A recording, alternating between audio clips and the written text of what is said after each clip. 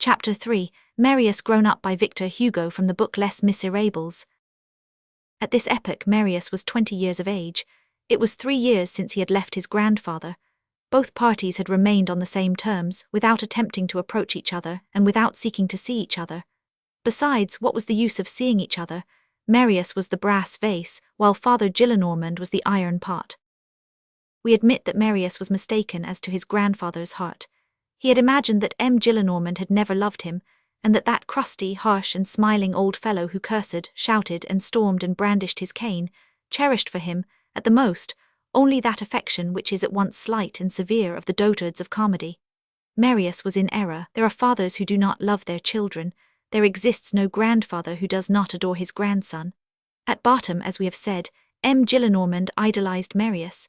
He idolized him after his own fashion, with an accompaniment of snappishness and boxes on the ear. But this child once gone, he felt a black void in his heart. He would allow no one to mention the child to him, and all the while secretly regretted that he was so well obeyed. At first he hoped that this Buonapartist, this Jacobin, this terrorist, this Septembrist would return. But the weeks passed by, years passed. To M. Gillenormand's great despair, the blood drinker did not make his appearance. I could not do otherwise than turn him out, said the grandfather to himself, and he asked himself, if the thing were to do over again, would I do it? His pride instantly answered yes, but his aged head, which he shook in silence, replied sadly no.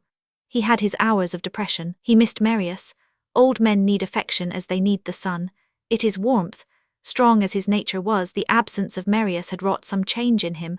Nothing in the world could have induced him to take a step towards that rogue, but he suffered. He never inquired about him, but he thought of him incessantly. He lived in the Marais in a more and more retired manner. He was still merry and violent as of old, but his merriment had a convulsive harshness, and his violences always terminated in a sort of gentle and gloomy dejection. He sometimes said, "Oh, if he only would return, what a good box on the ear I would give him." As for his aunt, she thought too little to love much. Marius was no longer for her much more than a vague black form, and she eventually came to occupy herself with him much less than with the cat or the perroquet which she probably had. What augmented Father Gillenormand's secret suffering was, that he locked it all up within his breast, and did not allow its existence to be divined. His sorrow was like those recently invented furnaces which consume their own smoke. It sometimes happened that officious busybodies spoke to him of Marius and asked him, "What is your grandson doing? What has become of him?" The old bourgeois replied with a sigh that he was a sad case, and giving a fillip to his cuff if he wished to appear gay. Monsieur le Baron de Pontmercy is practicing pettifogging in some corner or other. While the old man regretted, Marius applauded himself.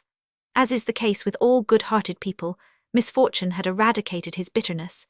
He only thought of M. Gillenormand in an amiable light, but he had set his mind on not receiving anything more from the man who had been unkind to his father.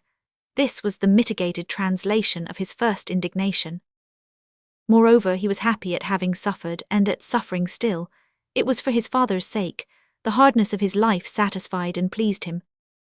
He said to himself with a sort of joy that it was certainly the least he could do, that it was an expiation, that, had it not been for that, he would have been punished in some other way and later on for his impious indifference towards his father, and such a father, that it would not have been just that his father should have all the suffering, and he none of it, and that, in any case, what were his toils and his destitution compared with the colonel's heroic life, that in short the only way for him to approach his father and resemble him was to be brave in the face of indigence, as the other had been valiant before the enemy, and that was no doubt what the colonel had meant to imply by the words, "He will be worthy of it," words which Marius continued to wear not on his breast, since the colonel's writing had disappeared, but in his heart.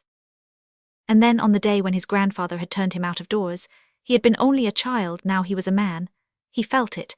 Misery, we repeat, had been good for him. Poverty in youth, when it succeeds, has this magnificent property about it, that it turns the whole will towards effort, and the whole soul towards aspiration.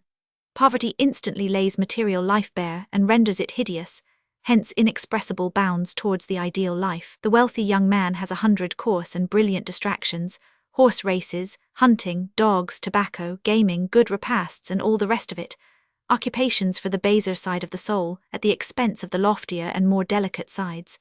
The poor young man wins his bread with difficulty. He eats. When he has eaten, he has nothing more but meditation. He goes to the spectacles which God furnishes gratis. He gazes at the sky, space, the stars, flowers, children, the humanity among which he is suffering, the creation amid which he beams. He gazes so much on humanity that he perceives its soul.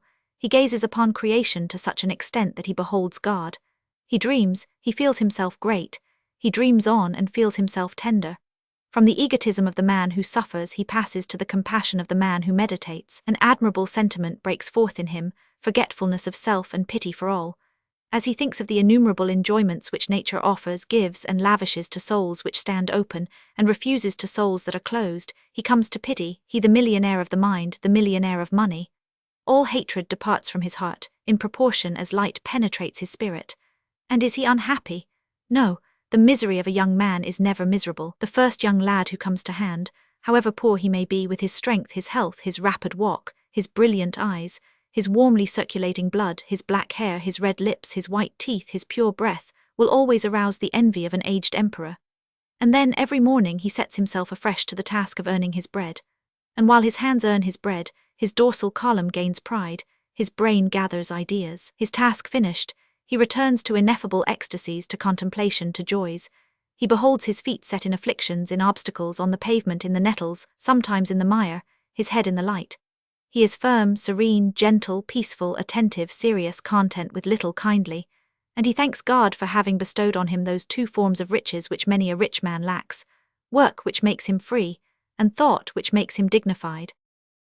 This is what had happened with Marius. To tell the truth, he inclined a little too much to the side of contemplation. From the day when he had succeeded in earning his living with some approach to certainty, he had stopped, thinking it good to be poor, and retrenching time from his work to give to thought. That is to say, he sometimes passed entire days in meditation, absorbed, engulfed like a visionary, in the mute voluptuousness of ecstasy and inward radiance. He had thus propounded the problem of his life: to toil as little as possible at material labor, in order to toil as much as possible at the labor which is impalpable. In other words, to bestow a few hours on real life, and to cast the rest to the infinite. As he believed that he lacked nothing, he did not perceive that contemplation, thus understood, ends by becoming one of the forms of idleness, that he was contenting himself with conquering the first necessities of life, and that he was resting from his labors too soon.